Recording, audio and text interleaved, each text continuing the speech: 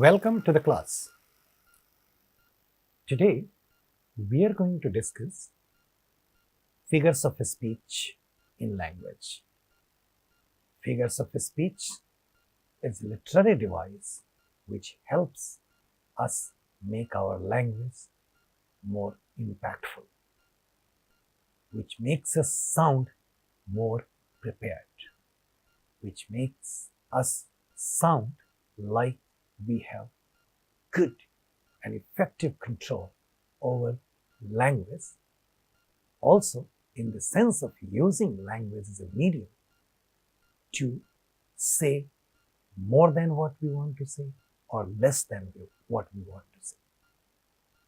In other words, figures of speech helps language become better. It gets combined with our efficiency in using grammatically accurate and situationally appropriate language. Thus is the impact of figures of speech in our language. We can attain a functional proficiency in using figures of speech by looking at how others use it, by reading content from published material and listening to spontaneous speech. There is no complete list of figures of speech available anywhere. It's part of native's capacity. Lot of different types of figures of speech, particularly metaphors, are contextual and culturally grounded. Nonetheless, after continuous and careful uses and practices of looking at these things and paying attention and allowing them to revolve in our subconscious, can help us reach that capacity. So, we start with some of the figures of speech today. We start with alliteration.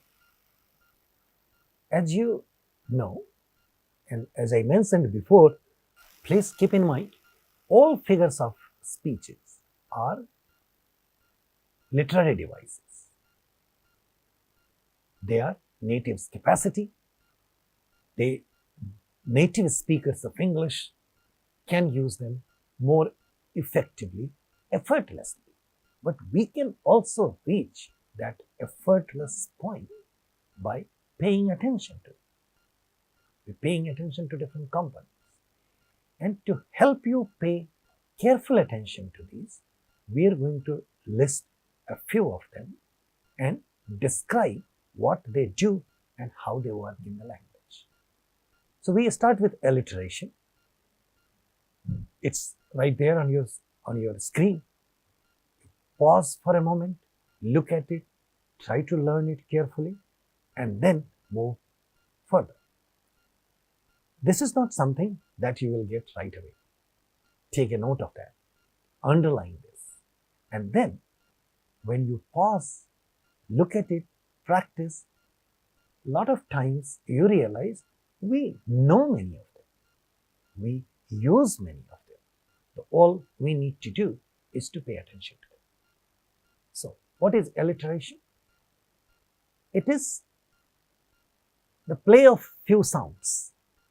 So, first sounds of two adjacent words are similar in nature. That is, sometimes their places of articulations are similar, their manners of articulations are similar. In the adjacent word or phrases, it so happens that they could be in the same word, part of the two words next to one another, or part of the two phrases. So look at, for example, when we say Betty baked buns besides bacons. So this is a full sentence. So Betty is the name of a person, baking is the act, bun is what she baked, and besides bacon, besides is a preposition, and bacons is another edible thing. So all these words have ba sound in the beginning. They are all next to one another. This is a good example of alliteration. In phrases like TikTok, Coca-Cola, what's the sound?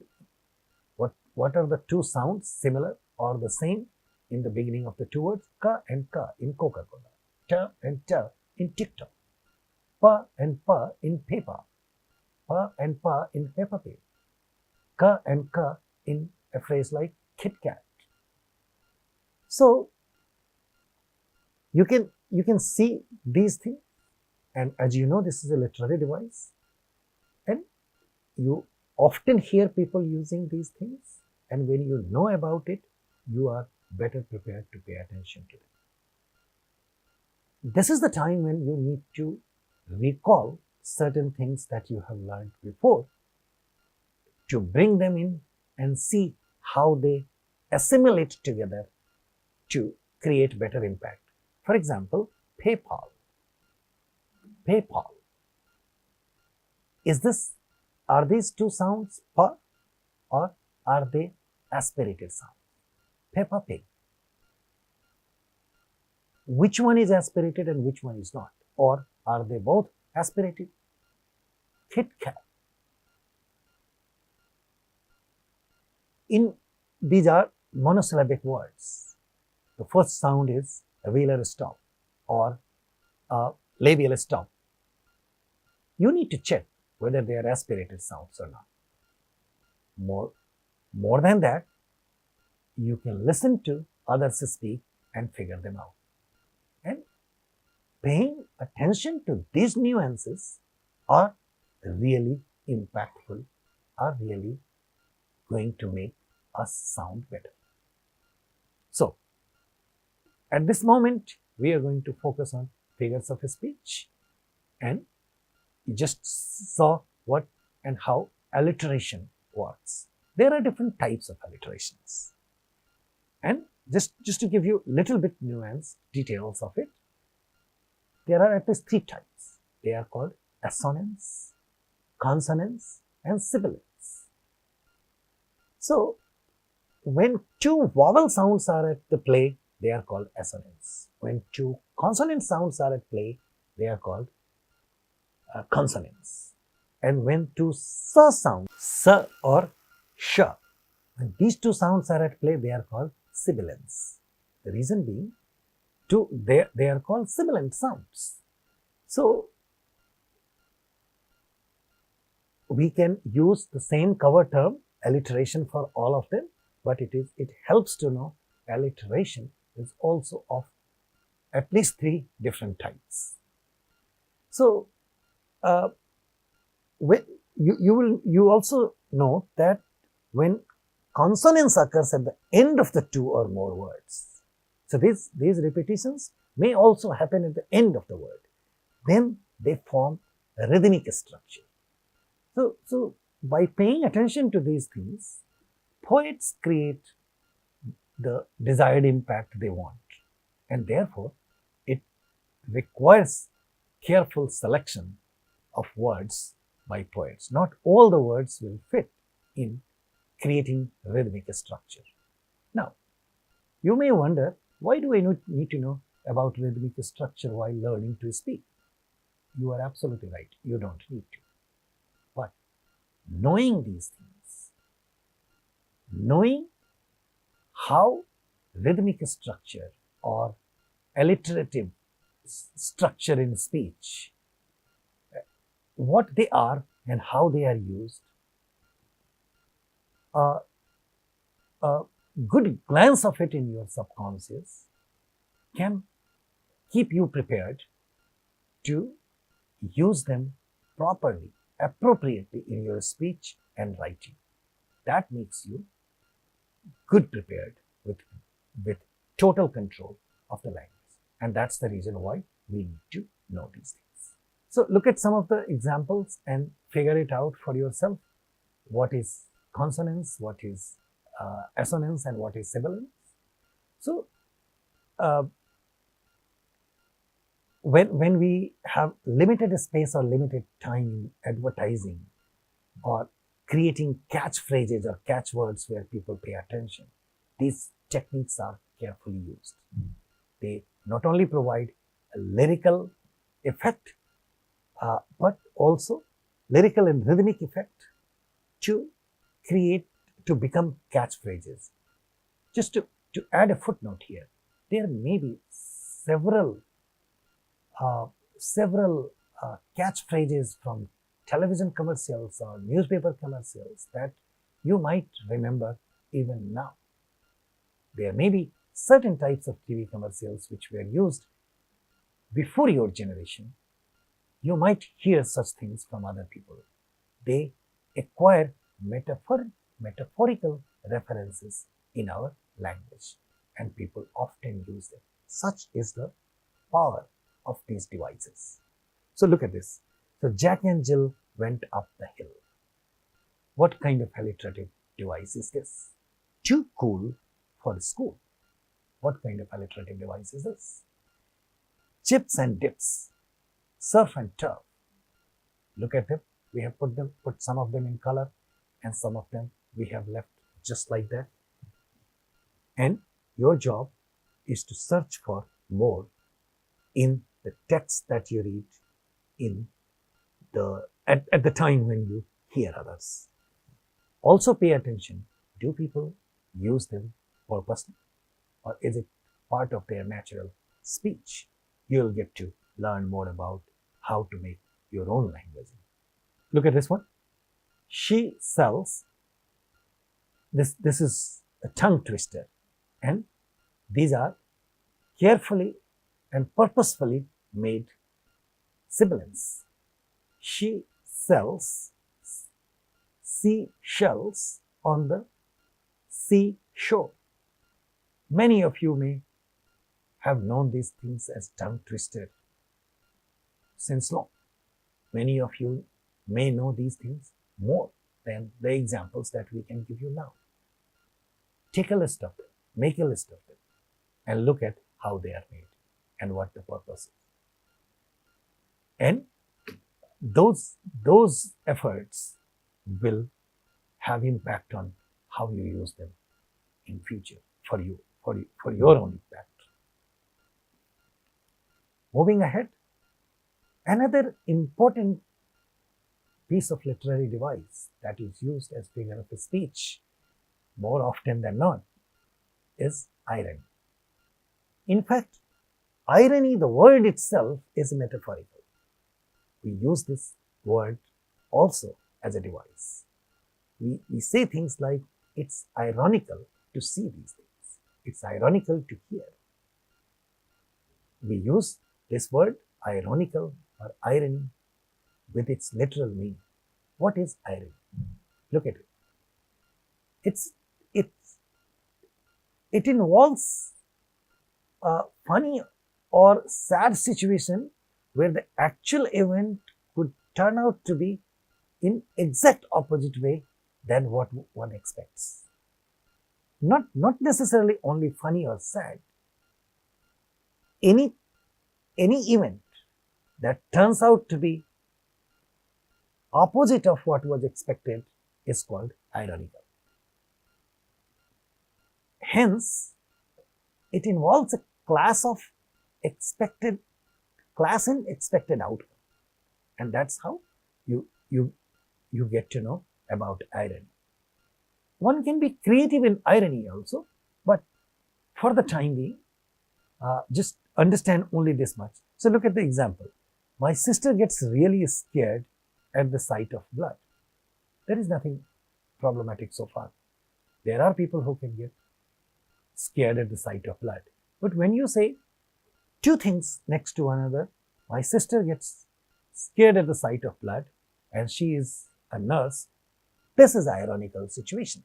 That you are a nurse, your job is to work with wounds, bandage, hospital, patient, blood, injection.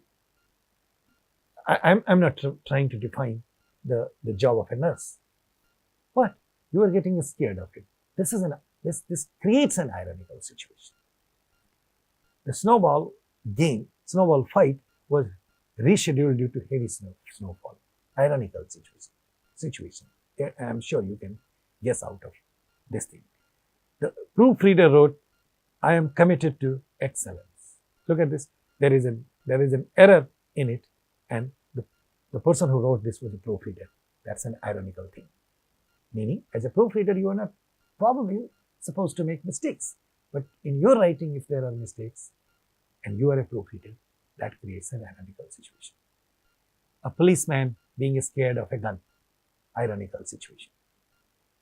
A lawyer worried about speaking, ironical situation. And we, more, like I said in the beginning, more often than not, we get to see ironical situation and ironical uses of language in our day-to-day life a lot.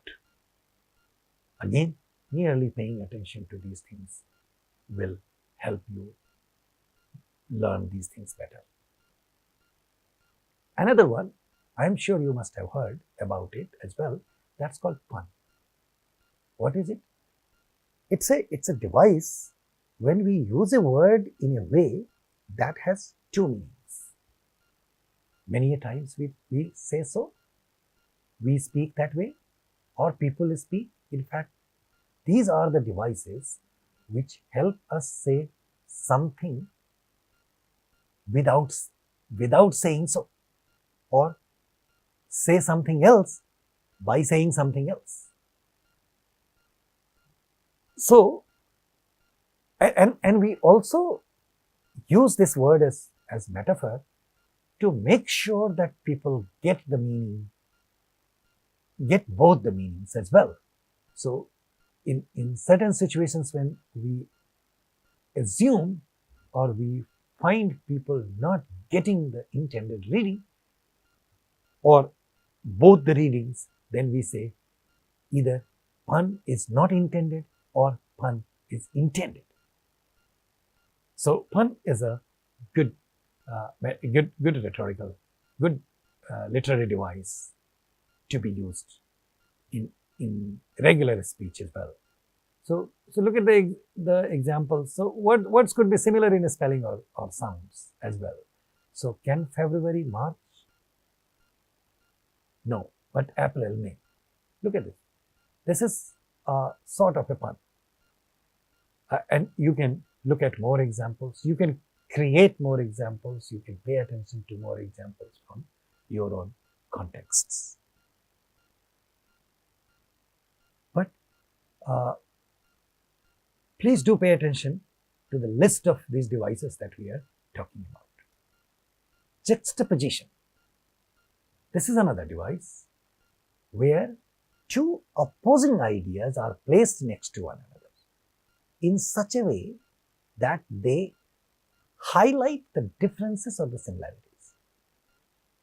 Whatever we intend, we want to highlight differences, or we may intend to highlight similarity. But two opposing things are put next to one another to create the situation.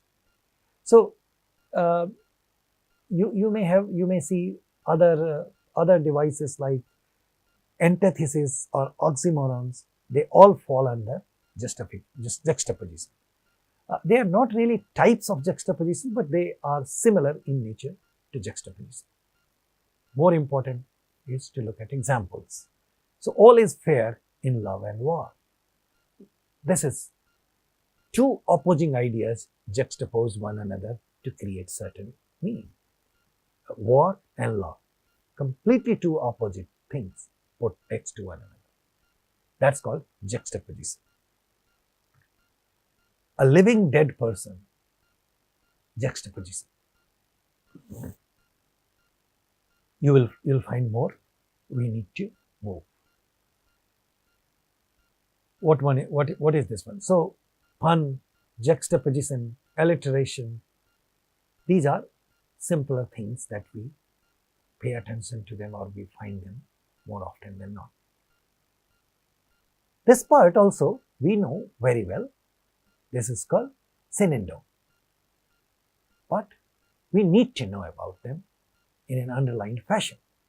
So it's it's a device where the use of a word or a phrase is done in such a way that the part of it can be used to refer to the whole, or the whole thing can be used to refer to just a part.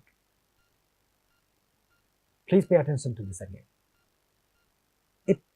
Synecdoche is use of words or phrases in such a way that part of a word can be used to refer to the whole thing, or the other way around. Like I said in the beginning, we do that quite often. And look at the examples now. So, how did the accident happen? He fell asleep on the wheels. The wheels is a synecdoche for we are using this as a part to refer to the whole of the car. Nobody sleeps on the wheel. So when we say he fell fast asleep on the wheels, that means he fell asleep while driving, therefore the accident happened. How many of you would come to trekking?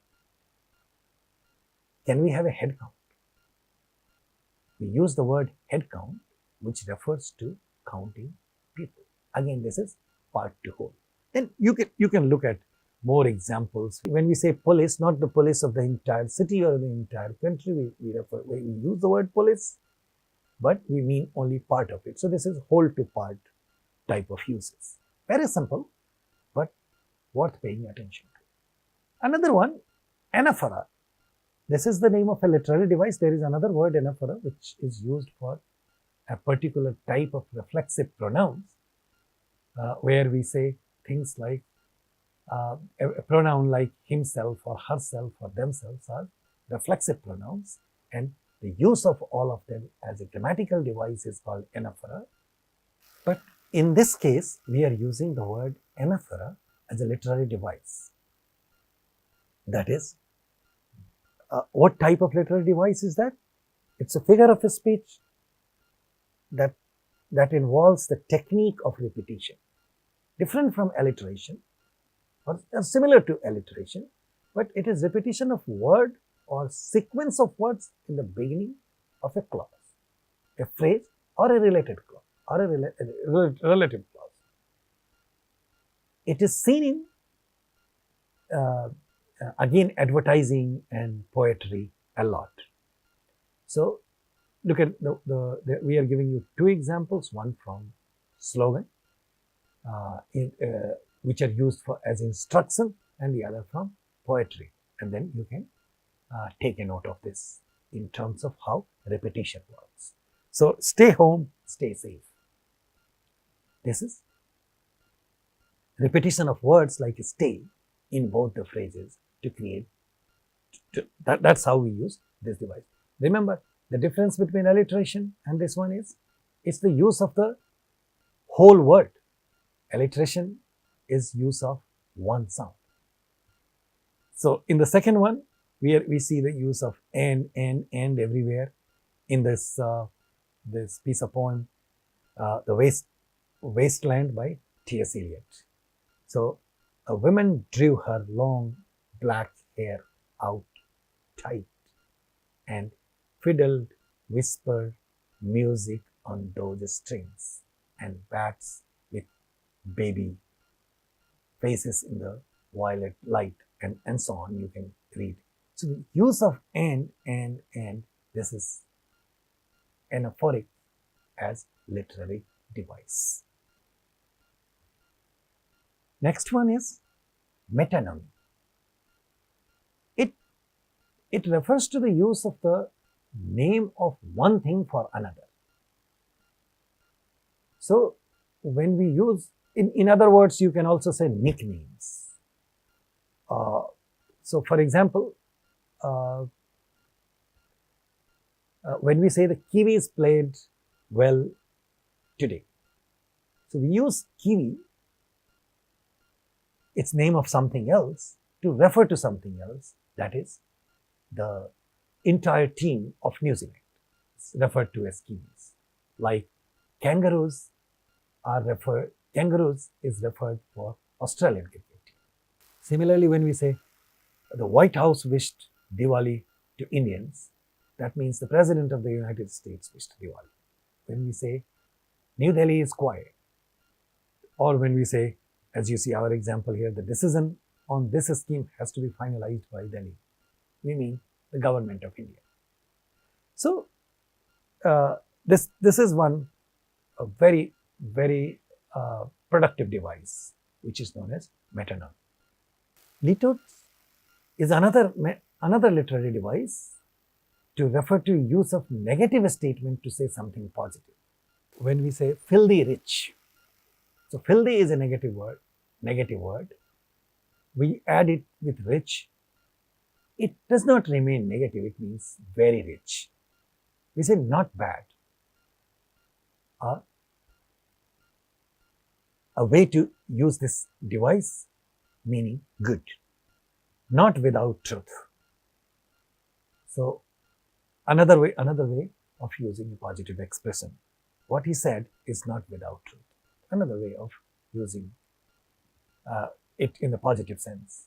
So these are some of the devices that we use. Another one is hyperbole, a figure of speech, emphasizing a thing by affixing exaggerated elements to it. So exaggerating elements like cats and dogs, or when we say pin drop silence, or look at our examples. You'll see. Pause here and see that. I have been waiting forever for him to say yes. You speak so sweet, I'll get a cavity from all the talking. These are called hyperboles. In a way, hyperbole refers to exaggeration, but we are just giving you few examples to understand how we use it, and you can also look at it in more creative, use them in more creative ways once you pay attention to them. Euphemism, a well-known device, way of expressing taboo elements or embarrassing things, not just in terms to use any rhetorical or